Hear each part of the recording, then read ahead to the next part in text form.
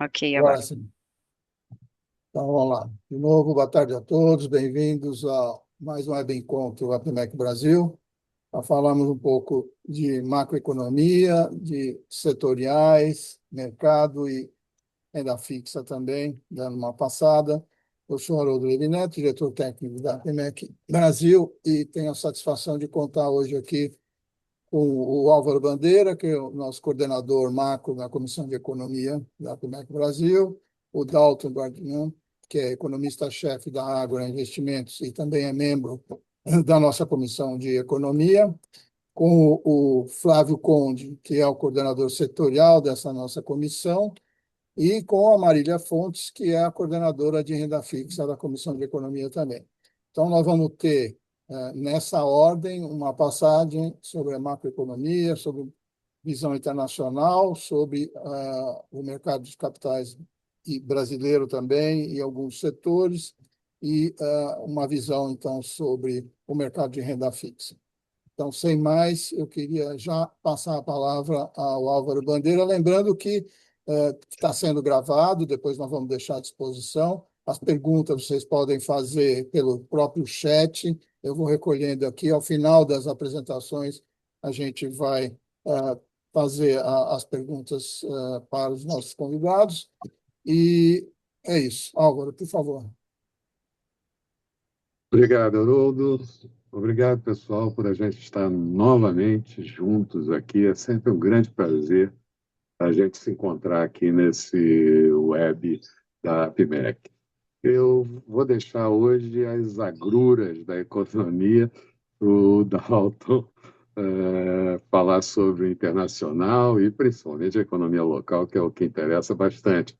Mas eu gostaria de começar esse nosso bate-papo aqui, lembrando algumas coisas que eu disse há cerca de um ano atrás sobre a economia americana, me colocando logo contra as medidas adotadas pelo Trump no que ele chamou daquela Dia da Libertação, lá em abril de 2025, quando aplicou tarifa para quase todos os países nas transações comerciais e praticamente dando início ao fim do multilateralismo, que o Lula sempre volta a tocar nesse assunto. E isso sempre marcou os Estados Unidos ao longo da vida econômica dele, esse multilateralismo, exceto pelas sempre presentes ações belicistas dele, que sempre ocorreram desde antes até da política de Big Stick do Roosevelt, lá nos anos 1930.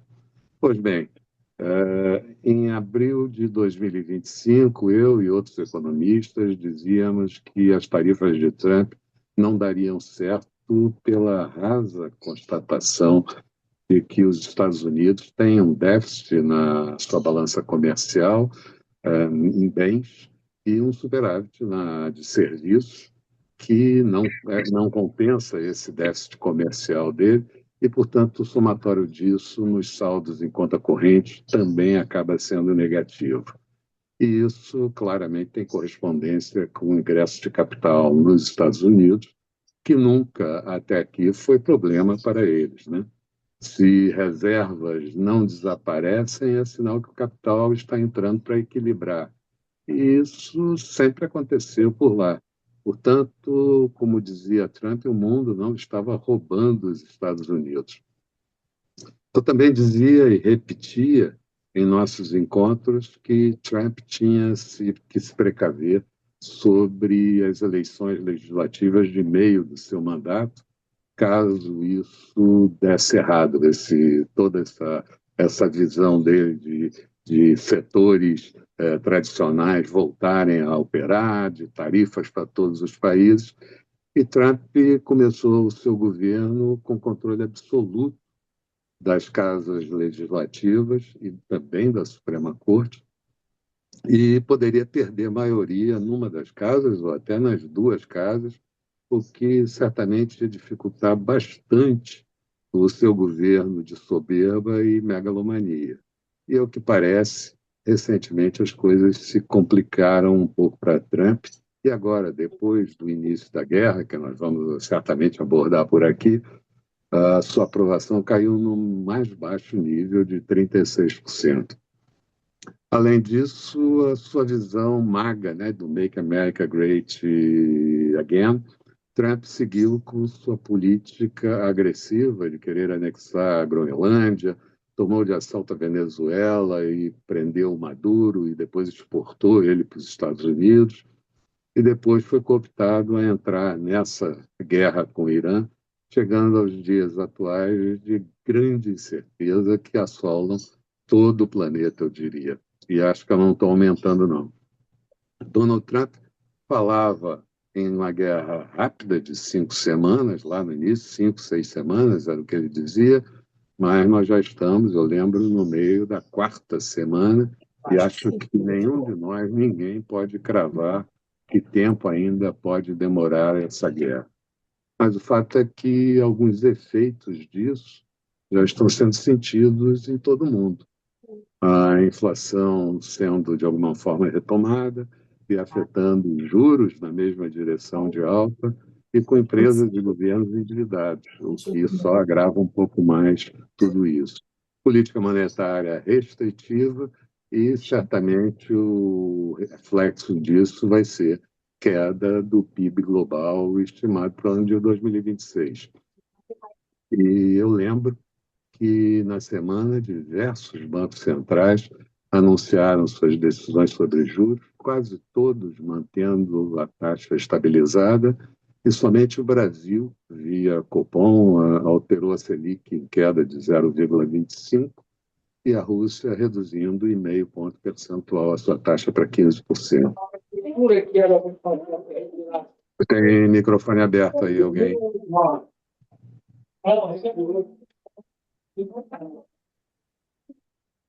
Eu acho que, retomando, eu acho que a atenção tem que ser dada ao que vai acontecer em relação ao Estreito de Hormuz, que parece ser crucial a tudo isso. Quanto mais tempo demorar para termos um fluxo normal de navios, e eu acho que a gente nunca sabe com o Trump, mas a gente pode estar ainda um pouco longe de tudo isso, piores serão as expectativas para a economia. E eu novamente lembro que o Irã anunciou ontem, foi ontem mesmo, que somente navios não hostis poderiam passar pelo Estreito de Hormuz. E cabe lembrar que pelo Estreito passa boa parte do fluxo de petróleo e de químicos derivados daí, além de fertilizantes. E lembro ainda que a Rússia também ontem anunciou a suspensão de exportações de nitrato de amônio, matéria-prima para fertilizantes, e nós temos outras matérias-primas, como estireno, polipropileno, que servem muito para o setor de embalagem e, portanto, podemos ter problemas de embalagens também. Portanto, hoje nós temos energia, é o grande problema, afetando gasolina, diesel, fertilizantes também, e também pegando como efeito fretes caros, principalmente os que passam pelo Hormuz, e também seguros também encarecendo. No segmento de alimentos, claramente afetado na cadeia produtiva pelo preço do petróleo e certamente menor produtividade no processo agrícola com o uso mais restrito, talvez, de fertilizantes ou até fertilizantes não tão adequados, né? Mercado financeiro mostrando o dólar em alta e alguma fuga, que era uma coisa que nós falávamos também, podendo ocorrer de recursos dos Estados Unidos. O Japão ainda é o maior detentor de treasuries, mas alguns outros países já vêm retirando recursos do mercado americano. E política monetária, com juros em alta ou mantidos por mais tempo nesse processo de estabilização, e, claramente, financiamentos mais caros e também mais difíceis de serem obtidos. Bom, mas, como eu disse, eu vou deixar tudo isso para o nosso brilhante economista Dalton, que é economista-chefe da Ágora. Nós até trabalhamos juntos quando ele era economista-chefe do Banco de Investimento do Bradesco e eu economista-chefe da Ágora. Pois é. Agora ele tem uma visão muito mais limpa que a minha, porque a minha está num vértice de contrário, então fica mais complicado eu achar coisas boas no meio do caminho. Mas eu espero que o Dalton tenha conseguido achar algumas coisas boas para dizer para todos nós aqui. E certamente falar sobre a economia global, sobre a economia local e os impactos e as atitudes que Donald Trump causa em todo o mundo. Dalton, a bola está com você aí. Vamos lá, meu amigo. Ah, espera só um minuto. Nós vamos Obrigado, Álvaro. disponibilizar. Deixa o Dalton aí arrumando aí a apresentação dele, mas acho que todas as dúvidas estão na mesa. Vamos ver quem vai dar as respostas adequadas, que provavelmente não saem hoje. Vai lá, Boa Dalton. tarde aí, Obrigado. pessoal. Obrigado aí pelas palavras gentis, Álvaro. Eu não sei onde que a gente pode ver qualquer coisa límpida aí nesse cenário aí, mas tudo bem. Obrigado pelas suas palavras. Não sei se a apresentação já está na tela. É só pôr em tela, É tela só pôr inteira. no modo apresentação. Agora, Isso, agora está vamos ok. lá. Vamos lá, pessoal. Deixa eu começar fazendo algumas observações, né? Ah, de caráter geral, eu não queria entrar não sou especialista militar, né? Mas logo no começo da guerra, eu lembrei, eu trabalhei quase 10 anos em dois bancos franceses, né?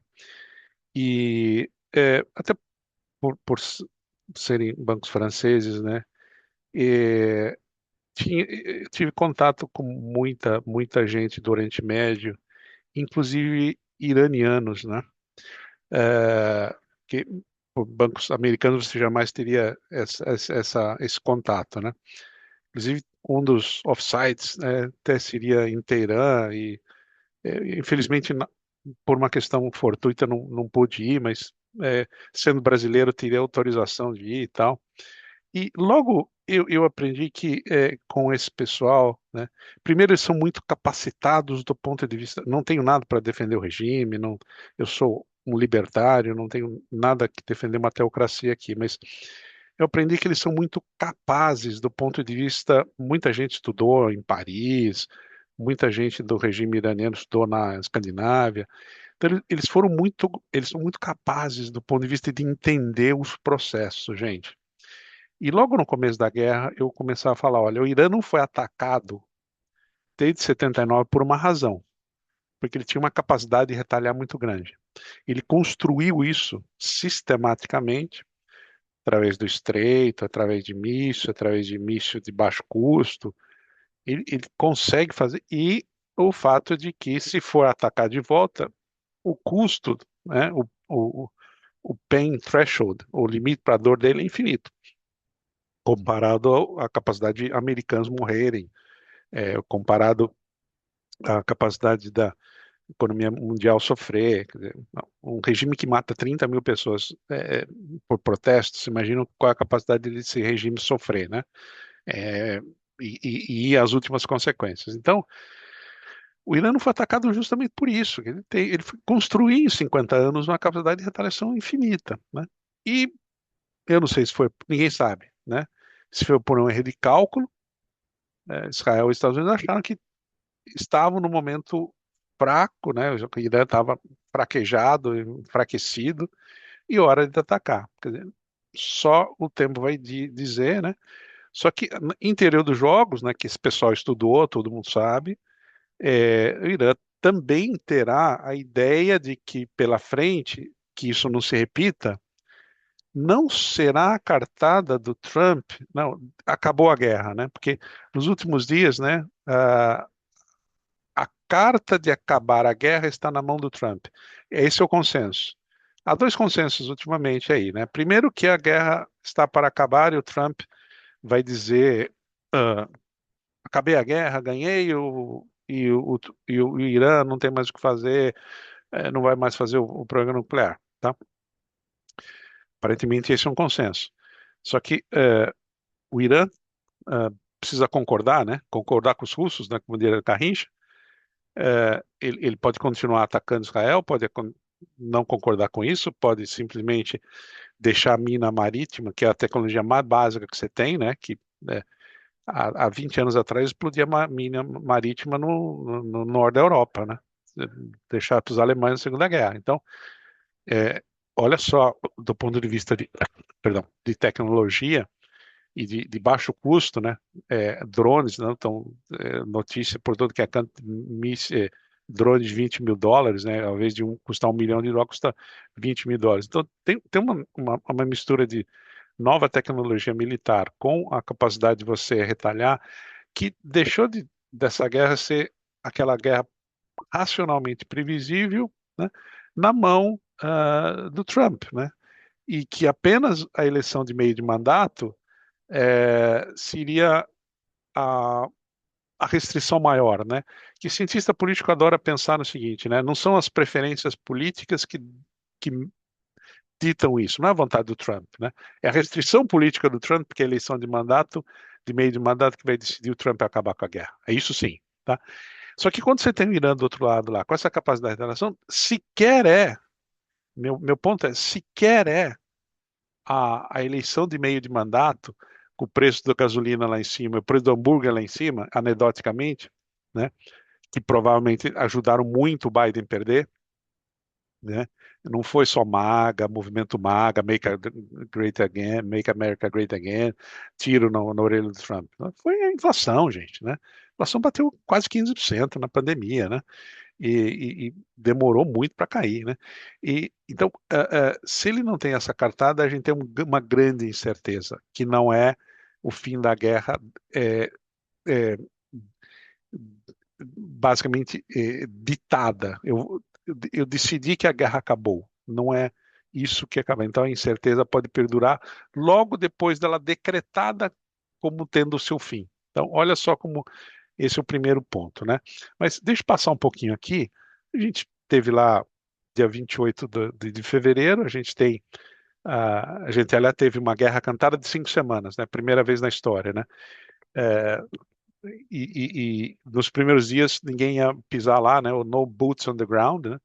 Eu apelidei a primeira guerra home office que a gente teria na história, né? Você não vai lá, joga um míssil na frente, ganha, decreta a guerra, que é a mais confortável história da guerra home office, né? Você fica lá, conforto da sua, diferentemente do que foi a pandemia, que, enfim, aprendemos a trabalhar com Zoom, como estamos aqui, bacana, produtividade, guerra parece que não dá para ser dessa forma, né? Mas o fato é que escalou regionalmente, 40 instalações já foram atingidas, a petróleo não vai voltar para 60, né, pessoal? Acabou a guerra amanhã, na melhor das melhores hipóteses, o petróleo não volta a 60, porque você tem instalações de gás, né?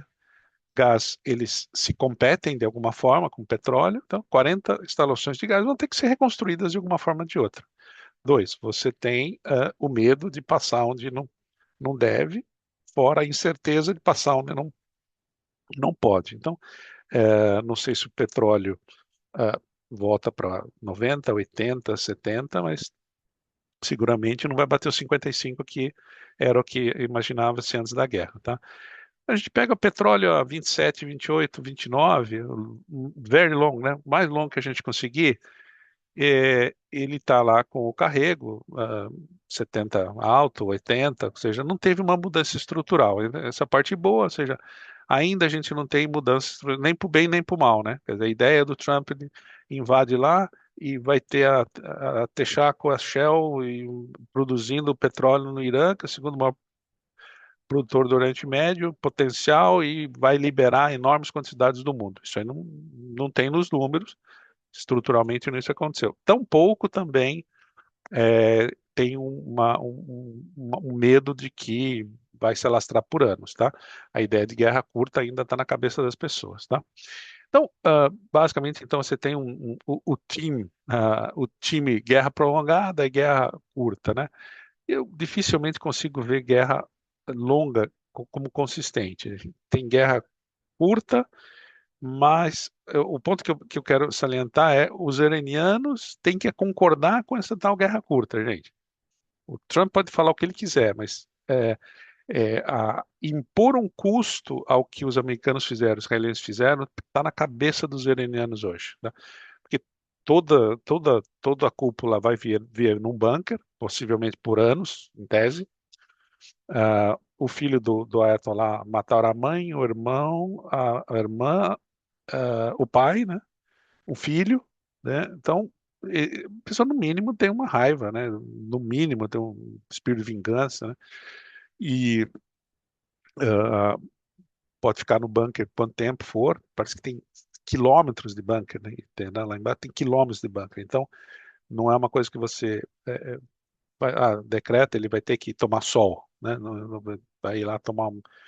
Tem a ideia de que o pai tinha uma martirização, meio que foi descuidado, não se sabe muito bem por que que teve descuido, né? Tem toda a questão de filme aí, cinematográfico, porque, aliás, tem uma série interessante, né? Teherã aí na Netflix, né? É bem antes da guerra, tá? Tem nada a ver, é bem interessante. Quem quer ver como é Teherã, tem aquelas montanhas lá, bem bacana a série, tá? Mas vamos lá, pessoal. Eu acho que é desnecessário dizer que você tem o choque de petróleo, né? Se você pensar 40, 50 anos, choque de petróleo em 74, 79 foram os dois grandes eventos geopolíticos da história recente, né? Então, só o medo, ainda que pequeno, de um grande choque do petróleo, ele é avassalador para a gente, né? Você tem 20% de todo o petróleo passando por 30 quilômetros lá. Quer dizer, militarmente, se fechar 30 quilômetros é relativamente simples, seja com mina, seja com míssil, seja com bomba, seja com navio, seja com soldado, né? E tem a questão de passar também alumínio, tungstênio, tem tudo que é coisa de guerra, tem cabos, grandes cabos submarinos de internet lá, as pessoas se esquecem disso também, né? Então, ah, e todo substrato de fertilizante, né? É algo extremamente relevante do ponto de vista potencial, né? Até agora a gente viu, quando a gente pensa assim do ponto de vista histórico, né? Esse gráfico aqui mostra, em tese, gente, a gente pode ter um preço do petróleo muito acima, né? A elasticidade de preço do petróleo, quando a gente volta ali para livro de microeconomia, né? É 0,1, 0,15, elasticidade de preço, tá? Ou seja, ela é muito inelástica, né? É um produto muito preço inelástica, né? Você tem que jogar tudo no preço, a demanda ela varia muito pouco, né? Porque você não tem substituto imediato. Você até pode, o tempo eu compro carro elétrico, o tempo eu faço uma usina para fazer suprimento da energia não fóssil daquele carro elétrico. Gente, é 1 ano, 2, 5 para você, do ponto de vista macro, tá? Quando algo é ponto 1, você começa a fazer conta, né? Vou substituir 10% da energia do mundo, 20% da energia do mundo. Aí que a gente chega a esses números cabalísticos de petróleo a 150, petróleo a 135 e o petróleo a 200. Cada um tem um número. Todos os números são, como eu disse, cabalísticos. Só que os números, eles são de ordens de magnitude gigantes. Por quê? Porque a elasticidade de preço do petróleo é sabidamente ponto 1, ponto 2, tá? Mais para ponto 1 que para ponto 2. Por isso que a gente tem em potencial, numa guerra, por mais de 3 meses, mais de 2 meses, o petróleo sequer subiu na magnitude que pode subir se a gente for para essa tal guerra mais prolongada, tá? Até agora, a gente viu em tese também, gente, como foi muito pouco tempo, não deu para ver aqueles grandes impactos, né, nos números, né? Não teve um grande número fechado, porque a guerra começou em fevereiro, números de março vão ser sabidos em meados de abril. Número fechado de economia demora lá 45 dias para sair. A gente viu volatilidade, óbvio, né, dados do mercado financeiro, e revisões de PIB, né, e um pouco de soft data, tá? Só que tem uma coisa que tu não tem que ficar na cabeça. Tem uma forma de ver isso, que assim, o binômio, né? Inflação e crescimento, ela sempre piora. Não adianta. Quer dizer, o choque do petróleo é um choque de oferta clássico, o mais clássico dos choques de oferta. para qualquer choque de oferta, pequeno, médio, grande, você piora um pouco a inflação e piora um pouco o crescimento. Esse é o típico choque de oferta. Tá? E não tem nada mais clássico dentro dos choques de oferta que o choque de oferta de petróleo. Tá? Nem sequer a gente começou a arranhar. Tá? Então, eu não gosto da história. O Brasil é beneficiado. Não, o Brasil ninguém é beneficiado com um choque clássico de oferta. O Brasil pode exportar um pouquinho mais, ganhar um pouquinho mais no Tesouro, arrecadação da Petrobras passa para o Tesouro, RODs, pode ser um efeito parcial, só que o mundo perde muito, às vezes pode perder demais, e todos esses canais, vários canais de transmissão, o Brasil perde, como todo mundo perde. Então, eu não gosto de a gente celebrar, o Brasil é vencedor. O Brasil acho que pode ser distante do palco geopolítico, está lá, bem longe. 2, a gente não tem influência direta. 3, beneficiamos marginalmente do preço do petróleo. 4, a gente está tendo um dólar que, pelo benefício do termo de troca, está ok. Tá? Aliás, não está se valorizando. Tá? A história que se fosse a gente fosse tão beneficiário assim, o dólar era para ir para 4,70, tá? 5,20, até desvalorizou um pouquinho, tá?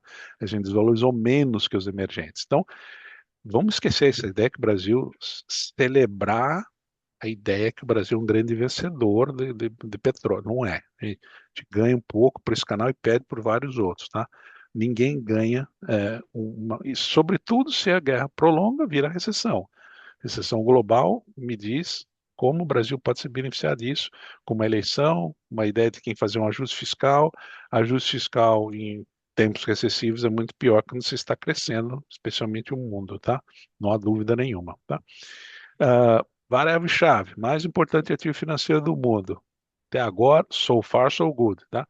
Subiu um pouquinho, preocupação com a inflação de longo prazo existe, mas, de novo, ideia de hipótese básica que todo mundo agarra quase como uma questão de fé. Fé, né? Você acredita ou não acredita? Fé que a, que a guerra é curta, em sendo curta, ou não tem por que ter expectativas de desancoragem adicionais.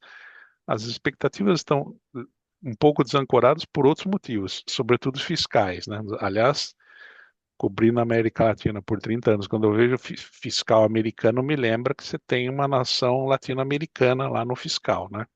110% de dívida, 120% de dívida, 8% de déficit em tempos bons, né? Mas vamos deixar isso aqui para a próxima, né, Álvaro? E bolsa, né? Outro termômetro, né? Quer dizer, toda crise grande no passado, grande choque, grande evento geopolítico, tá?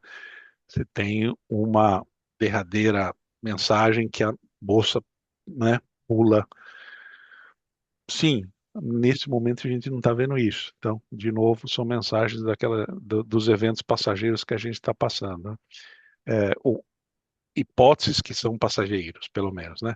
DXY, não, depois depois do Liberation Day, que o Álvaro bem comentou e acertou, né? Teve uma fraqueza, que eu acho que é um pouco mais estrutural do dólar, também por esses motivos fiscais, e todo esse imbróglio no Oriente Médio não ajuda para sustentar o valor do dólar em motivo algum, tá? E isso acho que é um grande teste, acho que isso é importante a gente falar aqui. Todo grande momento agudo de risco, de problema, de crise, até 2008, por exemplo, maior crise financeira da história, você tinha um problema, você corria para o dólar. Risk off era o momento que você corria para o dólar, porque a moeda de reserva era aquela, todas as outras eram subsidiárias, e você ficava mais seguro com o dólar, tá? Nesse momento a gente não está vendo esse aspecto de fuga para o dólar, tá? Então, será que a gente está questionando um pouco já esse início, ou a crise não é suficientemente brava, né? Se ela não é suficientemente brava, se ela é temporária, então the jury's out, né? A gente não consegue ter conclusões aqui, mas que não está normal essa reação, né? Quer dizer, você tem um efeito grande lá, um acúmulo de incertezas, no mínimo você deveria ter tido, como teve nos últimos 80 anos, o dólar abrigando abrigando esse saldo de incerteza. A gente não viu isso, tá? Pelo menos não inicialmente. Pode ser que tenha, mas mostra que a gente está questionando o papel do dólar, ou pelo menos inicialmente está questionando o papel do dólar como sistema de reserva, tá? O ouro ele estava fazendo esse papel, fez isso em 23, 24, 25, caiu aí 15%. Acho que qualquer coisa que sobe 150%, cai 15%, não muda. Acho que ouro é um tremendo buy, né? Enquanto você não tiver uma solução intertemporal para o balanço fiscal americano, o ouro é um buy, tá? Não há dúvida nenhuma. Ou alguém que me prove que o ien ou o euro suplantem o dólar como reserva de valor. Falar que o renminbi nos próximos 30 anos será conversível e todo mundo vai querer botar renminbi debaixo do colchão, aí eu estou feliz em comprar renminbi. Não será isso que vai acontecer, nem, até porque a China não quer, né? Sequer o chinês pode ter o dinheiro dele fora da China, quanto mais o mundo querer ter o dinheiro dele lá na China. Então, para mim, eu não consigo ter a mais remota compreensão de como o renminbi pode ser conversível nesses termos e a moeda de reserva. Então, o ouro vai ter esse papel aí, né? Você podia falar em Bitcoin, mas aí é uma outra coisa, é too much, né? Aí é demais para a gente imaginar que ele seja uma reserva nesses termos, tá? O Fed, isso aqui é importante, gente. Eu acho que o Fed ele perdeu. Eu tenho mais uns 5 minutinhos aí, Auro. O Fed ele perdeu, né? Por que toda grande crise caía o mercado, logo depois o mercado subia? Porque qualquer crise de média monta e de grande monta, o mercado acabava subindo, porque existiu nos últimos 40 anos um ambiente deflacionário, por vários motivos, inclusive China entrando na Organização Mundial do Comércio, portando bens baratos e tal. O Fed sempre pôde baixar juros, sempre baixou juros, né? Tinha um problema, baixava juros, tinha um problema, baixava para zero. A Europa baixava juro negativo, tá? Hoje a gente não pode, graças ao que a gente descobriu depois da Covid, você não pode mais abaixar o juro. Talvez você precise subir juro, gente. Olha só a maluquice. Então acabou aquela ideia de comprar na fraqueza, né? Comprar nesse ambiente, compra na fraqueza e ganha dinheiro. Essa foi a máxima do americano nos últimos 30 anos. Tá? Qualquer problema, eu vi, caiu 10, caiu 20, caiu 30, eu compro e vou ganhar dinheiro. Parece que isso não é mais verdadeiro, né? Muda o mindset, né? A preocupação muda completamente. E agora o que eu faço, tá? E a renda fixa perdendo dinheiro, né? Quem investiu em Treasury tomou, né? Perdeu 30, 40% do valor, 40%, 30 anos perdeu 50% do valor desde 2020. Olha que coisa maluca, né? Então, questionamentos gerais, né? Brasil, gente, deixa eu avançar aqui, né? Uh, eu acho que a gente tem, enfim, uma eleição, a gente tem uma desaceleração econômica, a economia parou no segundo semestre do ano passado, a gente vai para um crescimento de 1,5, 1,7 esse ano. Copom abaixou o juro 25, quando o juro está 15, você abaixa 0,25, você não é mais ou menos, você não sabe muito o que fazer abaixo de 25, então ok. Tem uma escadinha no futuro de 25, 25, 25, ok, não vou brigar por isso. Abaixar, se eu fosse a ferro e fogo, não teria baixado.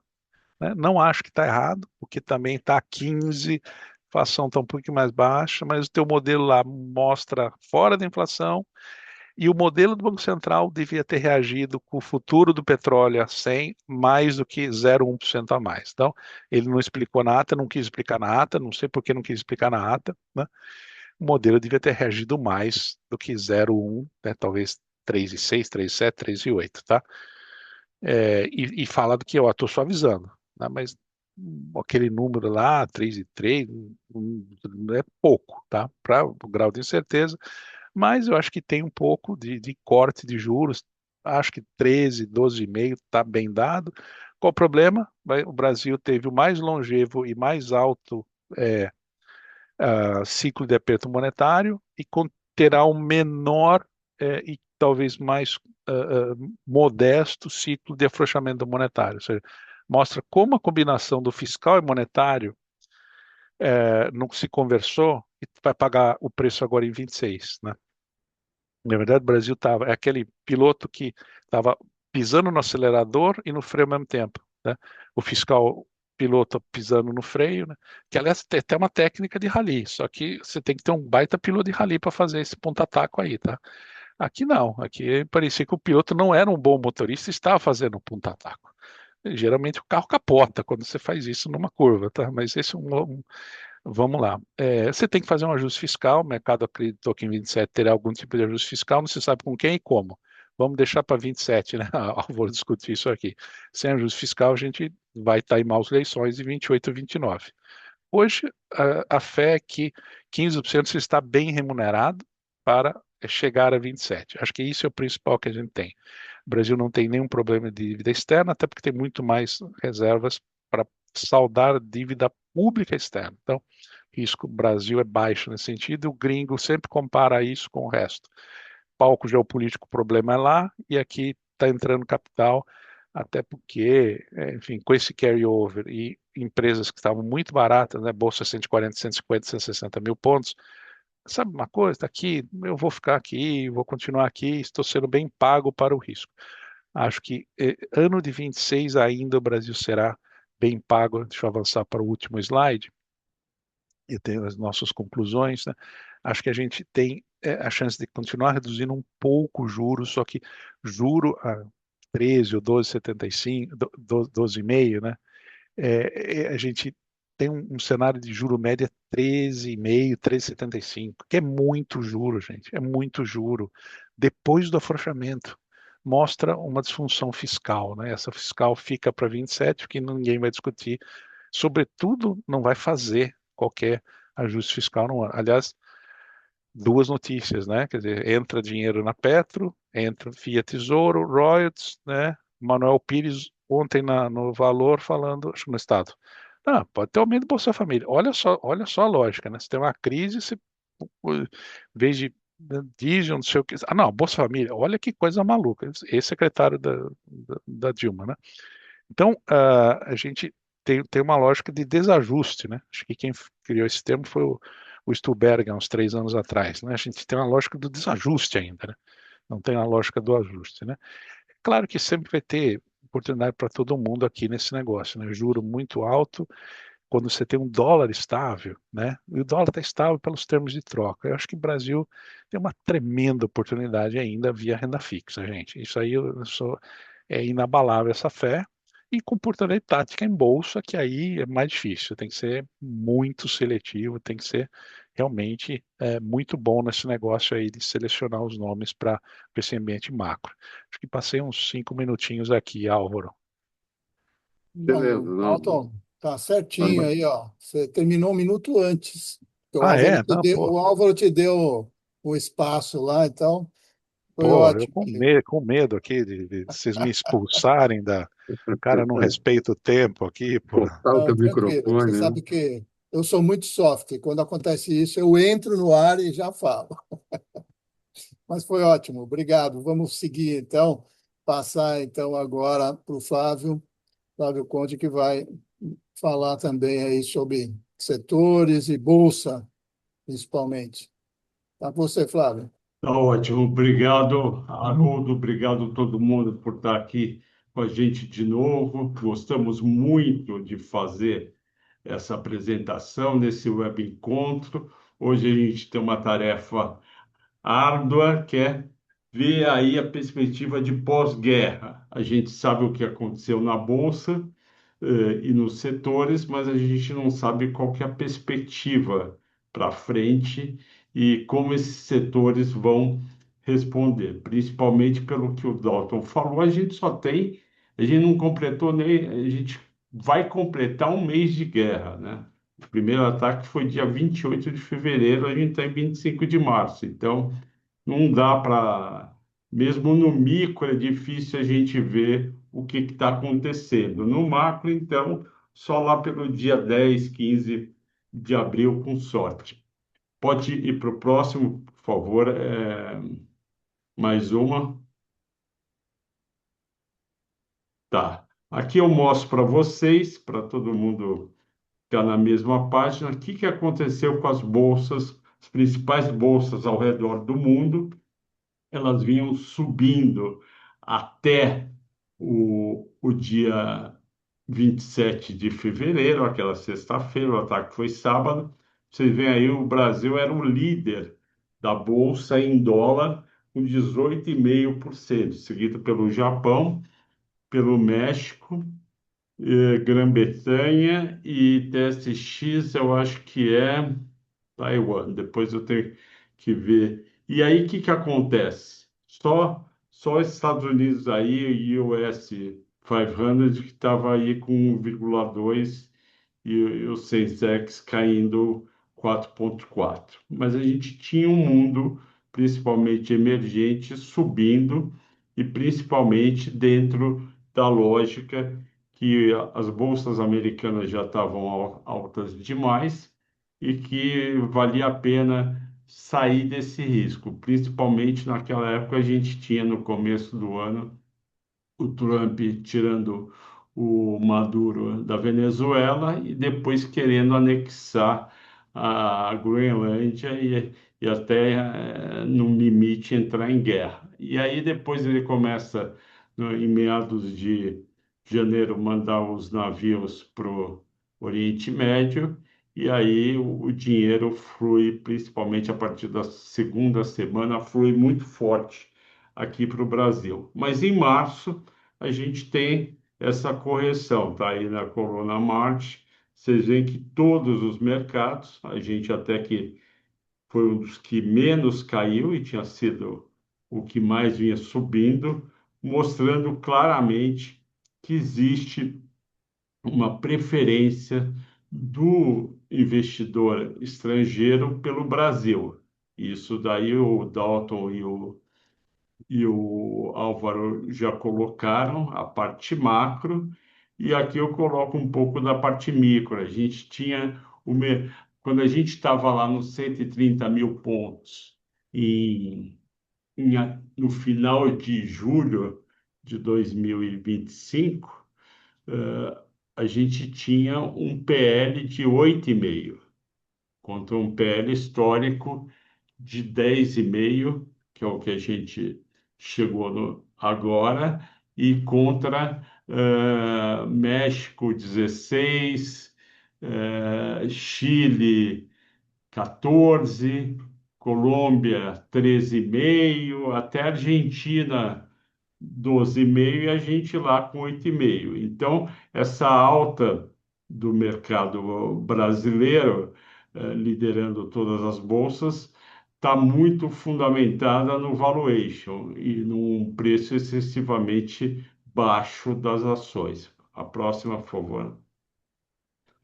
Aí veio a guerra, petróleo disparou, a gente tinha 65 dólares para o WTI antes de começar a guerra, ele chegou a 101, e quando eu peguei ontem de manhã estava 92, e o Brent, que é o que a OPEP, Europa e Brasil usam, estava 71, 2 dias antes da guerra começar, chegou a 118 e agora está na faixa dos 104, 102%, uma alta de 48%, e isso fez com que derrubasse as bolsas, né, no mundo, com exceção das empresas do setor de petróleo. A próxima, por favor.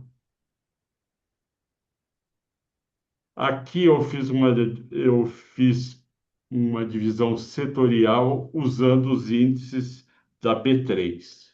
O IMAT, que é materiais básicos, mineração, siderurgia, papel e celulose, IMOB, Agri, o índice agro da B3 não tem quase liquidez, ele parou de ser medido, então eu peguei o ETF, o Agri 11, o financeiro, o Small e o consumo, e eu quis mostrar para vocês aí quem realmente sofreu no mês de março, na guerra, porque a Bolsa caiu, o Ibovespa caiu 4, mas o IMAT caiu 11, o IMOB 9,9 e o Agri 9,7 e um pouco menos os outros três índices. Mais um, por favor. Próximo.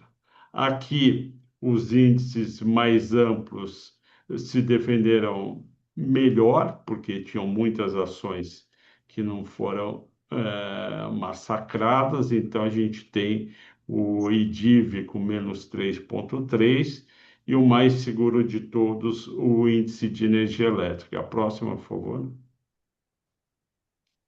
E aqui também eu mostro para vocês o dólar, como que o dólar estava se desvalorizando bem na primeira coluna, inclusive o Brasil era onde ele mais desvalorizava, né, até começar a guerra, 7,1, e em março tem uma pequena ida para o dólar. O Dalton colocou muito bem que antigamente o era o Porto Seguro comprar dólar no mundo, ele passou a não ter. Na minha opinião, porque os Estados Unidos, antigamente, ele não era o causador da crise. Então eu vivi lá a crise dos emergentes em 94 na América Latina. Você podia correr para o dólar, a crise dos tigres asiáticos em 97, você corria para o dólar, depois vem a crise da Rússia em 98, depois vem a desvalorização do real em 99, depois vem a crise do ponto com em 2000, você corria para o dólar, porque os Estados Unidos eram um país governado por pessoas aparentemente responsáveis e tinha um banco central que, como foi bem colocado, jogava os juros lá embaixo, às vezes a zero, e ele era o, o, o the land of last resort, ou seja, o país que segurava todo mundo. E agora ele não é mais. Ele faz parte da crise de uma maneira muito forte. Então, eu entendo que esse é um dos motivos pelo qual as pessoas não saem correndo mais para o dólar, só que, como foi bem colocado pelo Dalton, não existe nenhuma moeda que você possa falar, eu vou comprar essa moeda que eu estou bem. E aí isso explica também a alta do ouro, né? Que era um ativo que ficou muito tempo fora de moda porque tinha coisa, porque não pagava juros e o governo do Trump, que gosta de quebrar contratos e ameaçar todos e tudo em qualquer assunto, fez com que perdesse completamente ou muito a credibilidade do país, da moeda e dos títulos. Talvez a gente precise de um presidente lá na frente muito sério que vá tentar restabelecer, mas tudo é gradual. O próximo, por favor. Aqui o aviso dos bancos centrais, que já foi comentado pelos dois colegas economistas, né? Aqui tem um resuminho do que eles devem fazer. Você tem 5 bancos falando que pode subir juros: Estados Unidos, Austrália, Inglaterra, Suécia e a Europa. Você tem 2 que falam que vão manter por enquanto, Canadá e Suíça. 2 adiaram, né? Japão e China. E um, que é o Brasil, ninguém sabe o que vai fazer, nem ele mesmo sabe na próxima reunião. Mas é um cenário que, se a guerra realmente não terminar, continuar nesse ritmo, é um cenário ruim para a Bolsa. Próximo slide. Juros estavam caindo no mundo até a guerra começar. A gente vê aí os índices do 2026 antes da guerra, e a gente vê aí para quanto subiu no mês de março e para que nível foram os juros. Aí não é juros do Banco Central, é o juro do bonde de 10 anos de cada país. Eu peguei na Trade Economics, a gente está com 14,25, era 13,40, lembra muito o prefixado 2037. Mas a gente tem um juros mais alto, que também é ruim para a Bolsa, e dólar e juros altos é ruim para a economia e ainda não deu tempo de ver. Próximo slide. Investidores estrangeiros é uma pergunta recorrente que eu tenho, se eles estão investindo, se continuaram, se vão continuar. Aí, aqui tem um gráfico de 13 meses, de fevereiro de 25 a fevereiro de 26 até o último dado, que era dia 20 ou 21, e a gente teve 9 meses positivos, só três negativos e um quase zerado. A gente teve 25 bilhões e meio de fluxo estrangeiro líquido, e com esses 25 bilhões, o Ibovespa subiu 33%. E recorde agora de todos os tempos, né? Janeiro 26,40, fevereiro 15 bi, totalizando 41,8. Nunca, né? Nunca a gente imaginar que em um mês, e o primeiro mês do ano de eleição para presidente, ia entrar 26,4 bi. Até o Stuberg, numa das palestras, fala, parece que o investidor esqueceu do risco fiscal. Realmente, o investidor de bolsa, ele esqueceu o risco fiscal, ele separou um pouco da renda fixa, apesar de eu concordar com a Marília que a renda fixa é a mãe da bolsa, né? O filho resolveu esquecer um pouco da renda fixa, porque 26,40 com juros ainda alto, com eleição que naquela época, em janeiro, e ainda agora você não sabe quem vai ser eleito. Então, 26,40 é realmente diversificação e dinheiro para o resto do mundo. Por isso que eu coloquei no início várias bolsas, porque o dinheiro realmente se espalhou. Como a gente tem um volume relativamente pequeno, qualquer 1 bilhão a mais de compra e venda num dia, a gente já sobe 0,5%, 1%. Então, é muito importante e fácil de entender, né? O Brasil, como outros emergentes, não tem poupança para fazer a bolsa subir. Por isso que os emergentes e o Brasil em particular precisam do dinheiro do estrangeiro, que vocês vão ver já está em 60% do volume. O próximo, por favor. Aqui eu peguei dia a dia o fluxo de março e, para surpresa de muitos, o estrangeiro continuou comprando.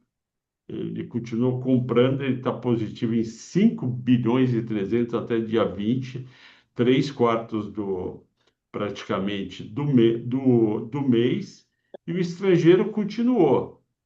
E a bolsa caiu 4,1. Se não fosse, isso até segunda-feira, se não fosse o estrangeiro, a gente ia estar com uma queda de 8 ou mais por cento, porque o local vendeu o ano inteiro, janeiro, fevereiro e março, foi o local, principalmente o institucional, mas a pessoa física que tinha comprado 7 bilhões líquido em 2025, ela vendeu 3 bilhões e meio em janeiro, vendeu mais 2 bilhões em fevereiro e agora que deu uma paradinha porque viu a bolsa caindo e resolveu não vender. Próximo, por favor.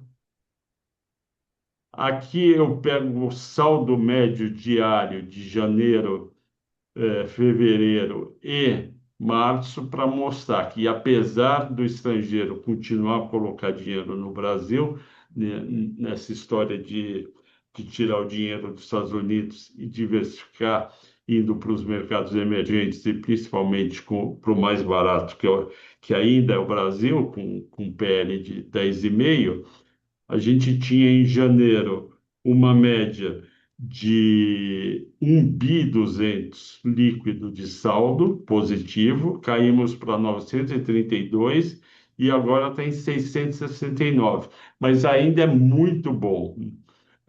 Dificilmente, há 6 meses atrás, se alguém me falasse, se tiver uma guerra no mês de 2026, vai entrar dinheiro de estrangeiro? Não, não vai entrar e a bolsa vai cair 10%. E não foi o que aconteceu.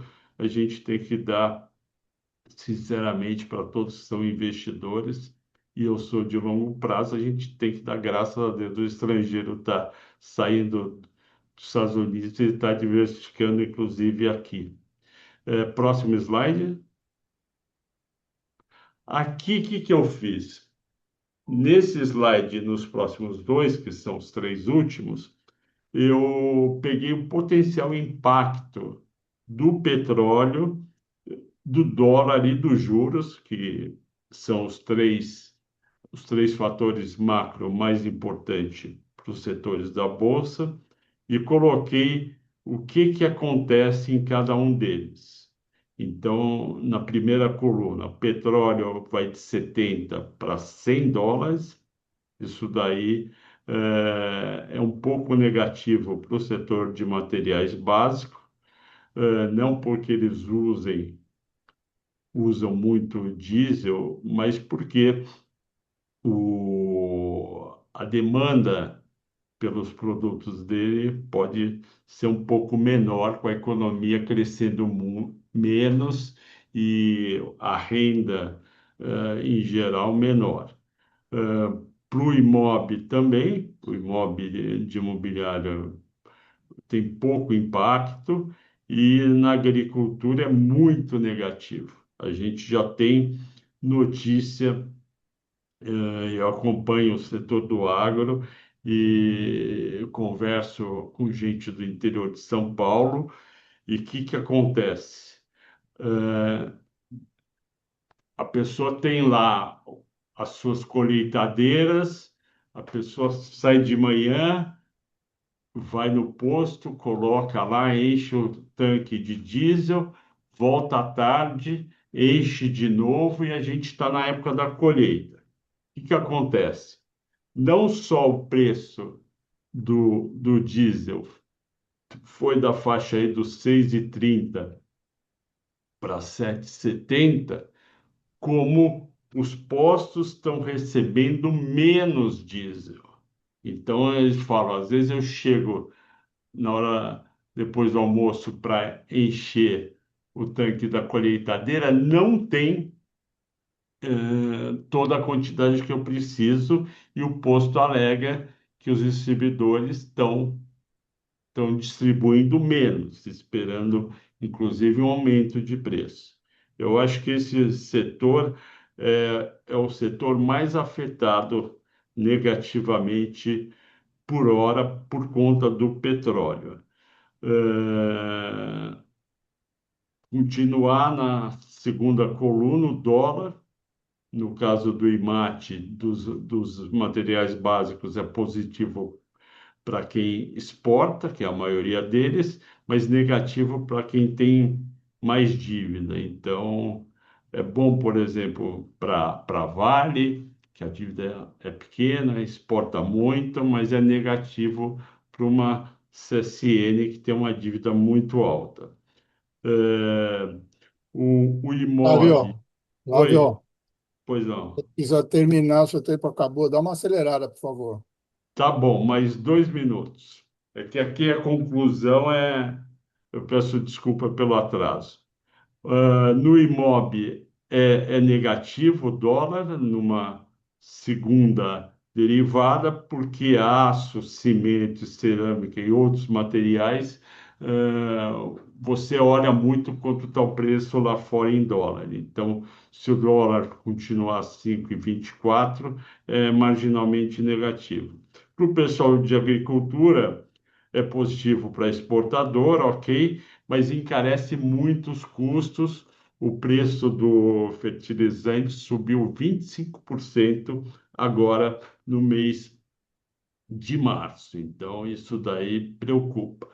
Na parte de juros, para o IMAT é pouco negativo, para o IMOB é negativo por conta do aumento da taxa de financiamento imobiliário, e para o pessoal do campo é bem negativo, vai ter plano safra agora em julho, quer dizer, se continuar com a taxa alta que já estava, vai ser mais um ano complicado. Pós-guerra. Pós-guerra para o IMAT, eu acho que foi o que mais caiu. O IMAT caiu 11% em março contra 4% do Bovespa. Eu acho que ele pode recuperar boa parte, porque eu estou vendo que quando acabar a guerra ou diminuir a guerra, porque acabar, como o Dalton falou, não vai acabar, né? Porque para quem atacou o Irã em julho e agora de novo em março, pode atacar 3 meses depois. E também o preço do petróleo, esquece US$ 60, esquece projeção em dezembro da Goldman que ia ser 50, vai ser pelo menos 80, para garantir alguma margem, né? Você não sabe qual vai ser o acordo sobre o Hormuz, né? Se vai ficar vai continuar com o Irã tomando conta, ou se vai ter o Irã e mais Estados Unidos e aliados olhando lá para passar todo mundo. Então, mas esse pós-guerra é meses depois.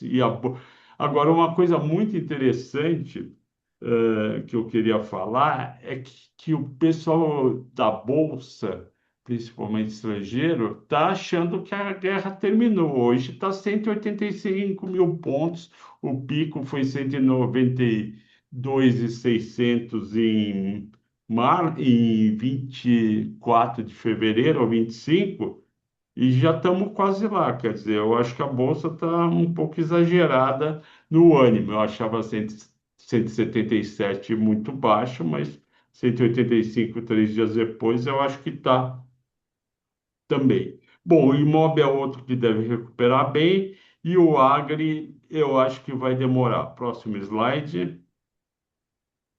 Vou mais rápido, já vou aqui na conclusão. O IFNC, que é das empresas financeiras, bancos, seguradoras, eu acho que vai recuperar boa parte do que perdeu, no -8, mas me preocupa bastante a parte de crédito para bancos. A gente teve a Easy indo para essa judicial, a gente teve Pão de Açúcar, o CSN está se matando para não entrar, tem a Simpar pedindo dinheiro para o BNDES, então eu acho que a parte de crédito preocupa. E se a Selic realmente não cair para o que era esperado no começo do ano, em torno de 12%, a gente vai ter os bancos na parte de crédito um pouco mais difícil, com o PDD aumentando e o lucro crescendo menos que esperado. Small é muito amplo, não dá para falar. O Icon,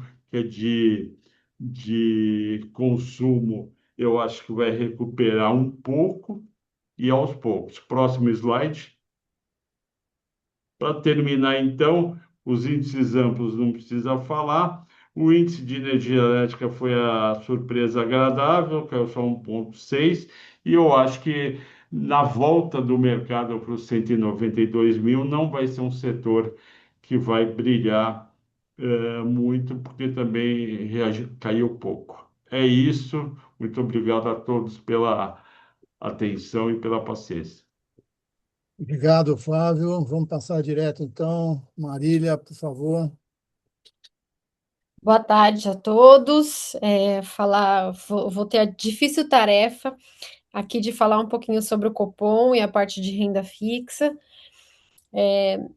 Como todos aí mencionaram, os impactos da guerra foram relevantes e de médio e longo prazo. Então, mesmo que tenha desescalada e da guerra, você ainda tem impactos de médio e longo prazo, né? Reconstrução de alguns postos de petróleo e gás natural. Então, tem impactos de médio e longo prazo.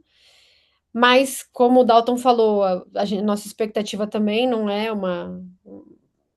é que seja um evento de curto prazo, a gente acha que tem implicações de longo prazo. E isso coloca muita água no chope da renda fixa aqui no Brasil. E é um cenário triste porque eu venho esperando esse ciclo de queda da Selic desde 2023. Então, quando inicialmente o governo anunciou o arcabouço fiscal, vocês vão lembrar, as taxas de juros começaram a cair, o mercado já começou a precificar alguma chance de queda na Selic, né, de ciclo de queda na Selic, não para 2023, mas em diante. E desde então a gente já teve alteração de meta desse arcabouço, então colocaram uma meta, alteraram a meta de superávit. Esse foi o primeiro evento que voltou a fazer as taxas de juros subirem, e depois tiveram várias políticas de estímulo fiscal. Então, consignado privado, saque do FGTS, saque aniversário, enfim, estímulos econômicos que fizeram com que a atividade continuasse forte e o mercado de trabalho pujante, né? E isso fez com que a gente não tivesse espaço para o início de um ciclo de queda. Então, não tivemos espaço em 2024, 2025 chegou a se ventilar uma redução de Selic no final do ano que não aconteceu. A inflação estava persistente, o mercado de trabalho resiliente, a atividade resiliente, não abriu espaço para o ciclo de queda. E agora, esse ano, quando finalmente estava claro que ia começar um ciclo de queda, a gente começou a ver desaceleração na economia, começou a ver dados de inflação melhores do que o esperado, veio a guerra, veio o aumento de preço de petróleo, e aí você vê que toda essa situação se reverteu. Então, taxas de juros voltaram a subir bastante no mercado futuro, né? Então, por exemplo, o DI 2031, que estava sendo negociado perto de 13%, hoje está perto de 14%, então subiu 100 bases, é muita coisa, é muita coisa. O Focus voltou a subir, estava numa tendência de queda, voltou a subir no pós-guerra, então agora para esse ano acho que está 4,02 e tá 4,17, desculpa, foi de 3,91, mais ou menos no mês passado para 4,17, então uma alta relevante. E 2028 subiu um pouquinho também, de 3,5 para 3,52, quer dizer, o impacto não ficou só no curto prazo, ficou para o médio prazo também, e eventualmente essa alta pode ser revisada para cima. E isso deveria ter, como o Dalton colocou, deveria ter colocado um pouco de água no chope do próprio Banco Central para início dessa queda da Selic. Porque quando você coloca essas expectativas de preço do petróleo e tudo mais, você deveria ter uma sensibilidade maior da projeção de inflação do Banco Central e, portanto, do espaço que teria para cortar a Selic. Mas não foi o que a gente viu. O que a gente viu foi um Banco Central que, depois de discutir esse cenário de risco, manteve o balanço de riscos simétrico, né? Então ele fala que tinha riscos para os dois lados, para o bem ou para o mal, o que é claramente fantasioso. O risco era muito mais de um aumento de inflação, isso é bem claro, né? Então manteve o balanço de riscos simétrico, não subiu muito as suas projeções de inflação, quanto deveria, então também isso surpreendeu. E na linguagem, o mercado estava dividido entre 0 e 25, quer dizer, cabe ou não cabe um início de ciclo de queda. E o 25, nesse momento, ele estava sendo considerado muito mais pelo comprometimento que o Banco Central tinha colocado em si mesmo a iniciar o ciclo de flexibilização, do que propriamente dito um espaço que havia que havia lá para redução de taxa. Mas não foi o que a gente viu nem no comunicado, nem na ata. Então, tem um trecho aqui que ele fala da ata, né? Ele falou: após considerar que os eventos recentes não impediram a materialização dessa sinalização, que é a sinalização de flexibilização, o comitê analisou as opções para o ritmo de início. Então, na cabeça do comitê, ou era 25 ou era 50. E depois ele reforça também que, se as condições mudarem, ou seja, se a guerra arrefecer, que ele poderia ajustar esse ritmo. Ou seja, inicialmente ele cai 25, mas em as coisas melhorando, ele vai para 50. E é um pouco estranho, né? Porque você só acelera o passo quando você acha que você tem um. Quando você acha que você está muito distante da onde você quer chegar, aí você acelera para chegar lá mais rápido, para não demorar tanto para chegar, para não ficar a vida inteira dando quedas de 25. E não me parece que tem um espaço tão relevante assim, com um juro futuro a 14%, com um tesouro, e assim, a 14%, porque, por sua vez, o tesouro colocou mais de 50 bilhões em leilão reverso na curva longa. O que é isso? O Tesouro toda semana faz 2 leilões para vender títulos ao mercado. Então, o Tesouro, ele é o vendedor, ele é o único vendedor, digamos assim, ele é o grande vendedor, e o mercado absorve essa dívida pública. Então, ele usa esses leilões para rolar a dívida pública, para rolar o caixa, enfim, fazer caixa para a gestão da dívida pública e também para a gestão da máquina. E, e no leilão reverso, primeiro ele suspendeu as vendas, porque senão ele estraga o preço de mercado, né? Todo mundo querendo vender e mais o tesouro querendo vender, você piora ainda mais a taxa de juros. E aí ele anunciou a recompra. Então, na recompra é o contrário. Ele falou: se alguém quiser vender, eu compro. Não precisa vender a mercado, não precisa estragar o preço, eu compro. Então, depois dele colocar 50 bi de leilão reverso, de leilão de recompra, desculpa, ele segurou a taxa 100 bases acima do que estava sendo negociado antes. Então, realmente não me parece que a gente tinha muito espaço para esse início de ciclo de queda, mas ele não só iniciou o ciclo de queda, que ok, 0,25 para lá e para cá também não é que muda muito, mas ele sinalizou que o risco é que seja mais. E eu acho que isso que surpreendeu aí boa parte do mercado. E nos dias subsequentes a gente viu essa taxa de juro continuar a subir. Então, acho que fica uma situação de incerteza muito grande. E claramente as expectativas de inflação vão permanecer desancoradas, distante da meta. A inflação de longo prazo está acima da meta, né? A meta é 3, está em torno de 3,5, 2028, 2029, e vai permanecer assim enquanto o Banco Central tiver essa postura um pouco mais leniente. E acho que, olhando para os prefixados, eu sei que quando a taxa sobe, dá muita vontade da gente entrar, tomar risco, aplicar, mas eu acho que agora é um momento de cautela, ainda mais com as eleições se aproximando, e de controle de risco. A gente já falou aqui da outra vez sobre o mercado de crédito privado, que estavam com spreads baixos, e a gente via um cenário de alto risco, e os spreads baixos não compensando esse risco. Acho que isso agora fica mais gritante, né? Até com alguns casos aí pipocando. E acho que agora é a hora de ser mais cauteloso e pecar pela cautela mesmo, e não se aproveitar, digamos assim, dessas taxas altas para aumentar muito a sua posição de risco. Fechou? Obrigado, Marília. Respondeio, hein? Certinho, hein? Muito bem. Só queria pedir antes, como sempre, a gente pede, se todos puderem abrir as suas câmeras para uma foto. Em seguida, a gente vai para as perguntas. Eu já tenho aqui duas perguntas que foram enviadas. Se tiverem mais, por favor, coloquem aí no chat. Gustavo está por aí? Tô por aqui. Tudo bem, Haroldo e pessoal?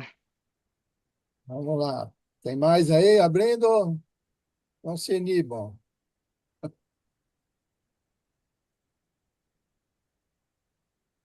Deu aí? Todo mundo alegre e contente? Com esse cenário, só pode estar, né? Ainda tem gente abrindo aí. Um, Esperar um pouquinho. dois, mais.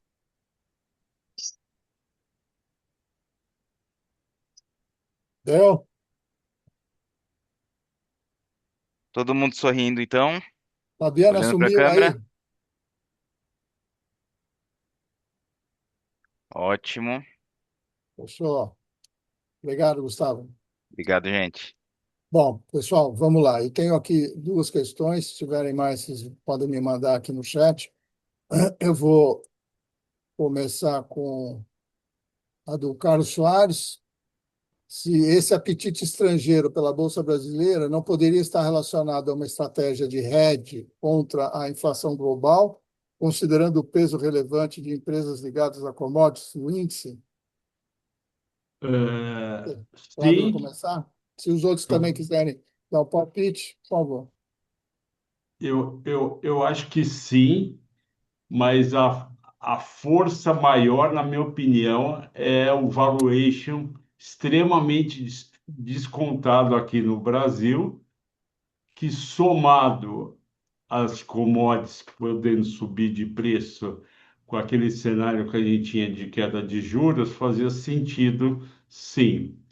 Mas e eu acho que vai continuar. Eu acho que vai continuar a vir bastante dinheiro, porque eu acho que a guerra machucou mais ainda a credibilidade dos Estados Unidos e a vontade do investidor estrangeiro de manter o dinheiro lá, ou mesmo o investidor americano, porque você tem muito investidor, não só institucional, mas também investidor de private, pedindo diversificação. Já estou comprado em bolsa, já subiu bastante Nasdaq, até Dow Jones, então. Muito boa a sua pergunta. Eu acho que sim, uma parte do dinheiro que vem para cá é por causa disso. Alguém mais quer comentar? Tudo bem? Muito bem. O Alex Falararo, que é assim que se pronuncia. E quanto à eleição brasileira, estão com algum cenário base para os setores ou o cenário internacional vai ofuscar? Para setores, é, para setores, eu acho que a questão da eleição, depois eu vou passar para o Dalton, que é o nosso grande especialista em eleição, eu acho que a eleição só vai começar a fazer preço, em agosto, entre julho e agosto. Por enquanto, você não tem todas as candidaturas oficializadas, é só dia 4 de abril. A gente já teve outra surpresa do Ratinho, não sendo candidato, mas os números que estão saindo estão animando, no sentido de eventualmente ter um candidato de centro ou direita assumindo e com chance aí de ter um ajuste fiscal sério, né? Porque esse governo não ajustou absolutamente nada, né? Foi déficit todo todo ano. Então eu acho que é mais para julho e agosto, e aí em julho e agosto, até lá a gente vai ter outro web encontro e vai poder ajudar vocês mais ainda com o setor. Mas não é isso que está pegando no momento, que setor que eu vou investir é muito mais petróleo, dólar e juros. Galto, quer comentar aí sobre o cenário internacional? Vai Não, ofuscar mais? eu acho que o Brasil sempre teve uma dinâmica própria aqui, né? Tivia momentos basicamente únicos, né? É, 94, né? Claro, lá para o Plano Real, 98, né? O mundo acabando lá na crise da Rússia, a gente com uma dinâmica própria. Eu não s- Quando a gente tem aqui uma, uma questão bem própria, né? teremos em 27 um ajuste fiscal ou não? Como se dará? Com que candidato? E prospectivamente, que presidente? Eu acho que isso que vai fazer preço, tá? Com Lula, a gente já sabe que será um ajuste que não será com gosto, será ou por conveniência ou por obrigação, talvez mais fraco, muito mais fraco, e com outro talvez um pouco mais forte, enfim, depende de que Minas a Fazenda vai ser escolhida, etc, etc. Eu acho que o mercado vai tradear, né, vai negociar essas probabilidades, né? Tem fato novo, né? Lula perdendo em algumas capitais do Nordeste, aí é uma coisa nova, perdendo em estados do Nordeste, né? Você vê lá Ceará, né? Claro que é com o Ciro, perdendo em Tocantins, você vê, não importa o tamanho do estado, mas coisas totalmente sintomáticas, né? É, demographics, né? Completamente novo, não era novo na última eleição, perda do voto evangélico, né? Hoje tomando uma surra no voto evangélico, e o fato novo talvez seja o voto do jovem, né? O voto do jovem completamente desprendido do Lula, né? Coisa que também não era evidente, assim, de maneira descancarada na eleição anterior. Então acho que a gente tem uma nova eleição em 26. É uma outra dinâmica, demographics, perdão, pessoal, mostrando uma outra dinâmica aqui. E as famosas pesquisas amigas, né? Toda pesquisa que dava um número antes e tinha que ajustar diferentemente na data da eleição, hoje dando números substancialmente diferentes, né? Pesquisas sérias também já mostrando, Atlas Intel ontem, 1,5 ponto, 1 ponto e pouco a favor do Flávio, tudo mais, então vai ser, como diz em inglês, it will be fun, né? Vai ter muita emoção. Lembrando que, como disse o Flávio, agosto começa o jogo, né? Eu diria quase setembro, né? Eleição, Marina Silva, 6 semanas antes, né? E Aécio Neves, 4 semanas antes, ou seja, 3, 4 semanas antes, que é quando parece que o jogo, cientista político dá o nome de ativação do eleitor, né? Ativação do eleitor aqui é tardia, né? Não há dúvida nenhuma. E candidato aqui em São Paulo muito forte, né? Quer dizer, Tarcísio pode levar no primeiro turno, carrega muito voto, né? Também, então é uma eleição que tem uma dinâmica completamente diferente da de 2022, na minha opinião, a favor da direita aí, mesmo com uma chapa aí indefinida, mais fraca, com todas as fraquezas que a gente possa eventualmente localizar nela. E tem sempre o susto, né, Dalton, de você ter uma chapa de centro, vamos chamar assim, não de direita ou de esquerda, que acabe entrando no gosto do eleitor brasileiro, né, e vá para um segundo turno e possa até ganhar, né? A gente tem exemplo aí do Collor, enfim, que pode fazer com que ganhe, mas continuamos tendo muito risco e essa dicotomia realmente não agrada boa parte do eleitorado. Ou é E, Lula ou é Bolsonaro, né? e Pois eleição. é, Tem isso mais duas questões, gente, só para a gente não perder aqui o time, tá? Não temos muito tempo mais.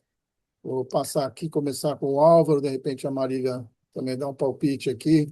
E vamos seguir o seguinte: o nosso conselheiro Harold Tal, obrigado, Harold, pela presença.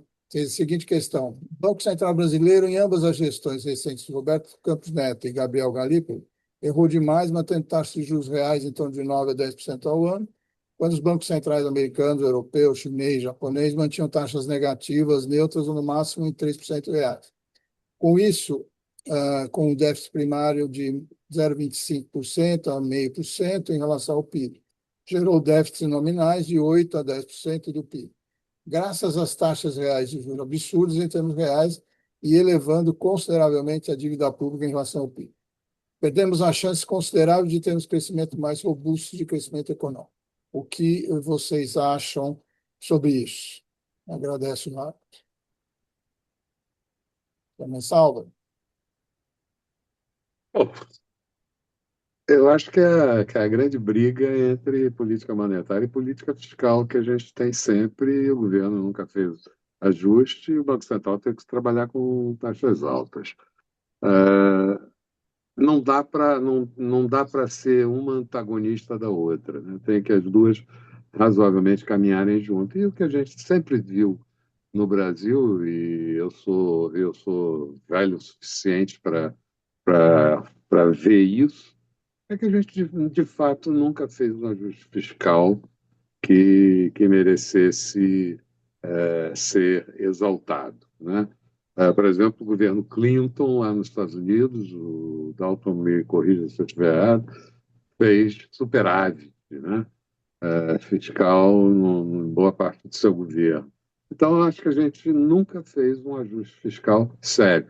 Faz uma reforma administrativa aqui, faz uma reforma previdenciária ali, mas, ao mesmo tempo, faz a maquiagem toda do gasto fiscal brasileiro. Então, não tem muito jeito. Quer dizer, vamos continuar com taxa de juros alta, com taxa de juros reais alta, vamos continuar assim. Se nós fizéssemos um ajuste fiscal mais decente, provavelmente a gente teria taxas reais um pouco mais baixas, que na verdade é o que movimenta a economia. Aaron, eu tenho uma visão bem simples aqui. Sistematicamente, eu coloco no hipotético aqui, né? Se a gente tivesse tido, para ter considerado que elas foram sistematicamente muito altas, a gente teria que ter visto duas condições, né? Dólar sistematicamente se apreciando, com a inflação sistemática indo para baixo. A gente não via essas condições, né? Ou seja, a taxa de juros não estava muito errada lá. Ela estava compatível com uma política fiscal, como o Álvaro bem disse. It is what it is. Ela foi porque não conversou muito com o fiscal. A gente fez uma bagunça fiscal, prometia, não resolvia. E isso dava essa incompatibilidade da conversa da política fiscal com a monetária. E você precisava ter essa taxa de juros real estratosférica. Não discordo em nenhum momento que ela foi estratosférica. Não discordo que ela jogou o crescimento para baixo. Não discordo em nenhum ponto do resultado. Só na consequência, eu vou buscar a causa. A causa tem uma raiz fiscal e que, no fundo, a gente tem a pressão arterial, sabe? O remédio que estava dando teria que ter abaixado a pressão arterial do sistema. Olha, tá errado, vamos tirar. Vai ficar tudo certinho nesse paciente se a gente tivesse a taxa. Mas não, o dólar teria explodido e a inflação teria explodido. Esse é o ponto principal. Eu tenho uma cardiologista que diz que pressão baixa não estoura cano, né? Então, é mais ou menos por aí, né? Pressão alta. Boa. Vou recitar isso aqui. Eu vou citar essa. Eu tenho uma última pergunta aqui para o Flávio, mas, ô, Marília, você tem alguma opinião sobre esses pontos? Alguma coisa a acrescentar? Não, eu concordo com tudo que foi falado aqui. Acho que essa experiência de baixar o juro quando o juro externo era menor já foi feita em 2014 e 2015. O juro real chegou a ser negociado a 2,98 no Brasil e a inflação explodiu para 10,67 em 2015, inclusive com repressão de preço de gasolina. Então, infelizmente, a gente já tentou esse approach Sim. e falhou redondamente. Então, é melhor tentar a política monetária tradicional, sistema de metas de inflação e essa política de juro alto, que infelizmente é uma consequência da política fiscal expansionista. Muito bom. O Flávio tem mais uma questão aqui do Carlos Soares. Em que pese a defasagem no repasse de preços ao mercado interno, como é que você está avaliando o cenário de geração de caixa operacional da Petrobras diante de um Brent em patamares mais elevados? Então, a gente está com uma defasagem grande e cada aumento de US$ 10 no preço do petróleo, ele coloca 2% a mais na taxa do fluxo de caixa livre da Petrobras. Do jeito que está a Petrobras, sem reajuste, ela tem hoje um fluxo de caixa livre em torno de 9 a 9,5%.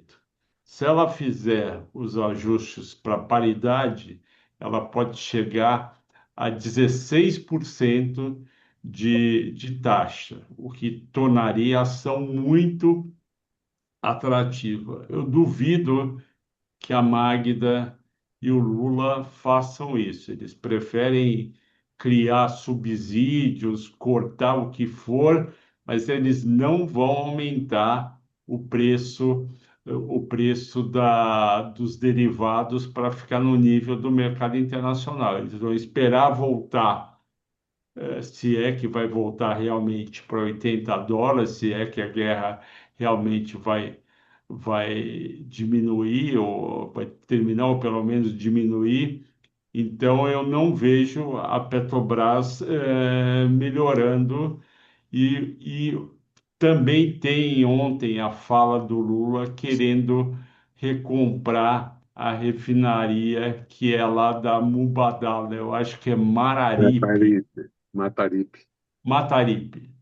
Então, comprar a refinaria não é um bom jeito de aumentar o retorno do acionista da Petrobras. A melhor ação nesse período de alta do petróleo, e a gente falou isso logo que começou no dia 2 de março, é a Prio, porque a Prio é a única empresa que vende barril de petróleo e no mercado internacional. Só. A Brava tem gás também, a Brava vende mais barris internamente, o preço da Brava em relação preço médio de realização da Brava em relação ao preço médio de realização da Prio é em torno de US$ 5 a US$ 6 nos últimos 8 trimestres, e a PetroRecôncavo é muito pequena e tem muito gás. Então, por isso que a Prio subiu tudo, que ela subiu mais o fato que ela finalmente começou a produzir o primeiro óleo no campo de Wahoo. Ela teve no primeiro trimestre uma produção média Prio de 127 mil barris por dia, e o campo de Wahoo no começo deve acrescentar 20 mil barris por dia, para atingir em torno de 6 meses depois 40 mil, e talvez no futuro 60 mil. Mas eu não me iludiria com Petrobras, inclusive as ações já subiram bastante, e um pouco na premissa que ela vai para paridade, eu realmente não acredito que ela vai. É Legal. isso. Bom, antes de encerrar, só para. Tinha aqui eu ia dar nos avisos, mas vou aproveitar já que houve a pergunta, está no chat, para quem quer os créditos desta reunião, mandar o e-mail para apmecbrasil@apmecbrasil.com.br. Lembrar que esse evento, a gravação vai estar disponível no YouTube da APMEC Brasil. Pedir que todos respondam à avaliação do evento que vai ser enviada pela Fabiana. E nós, então, continuaremos aí com esses web encontros, conforme temos feito.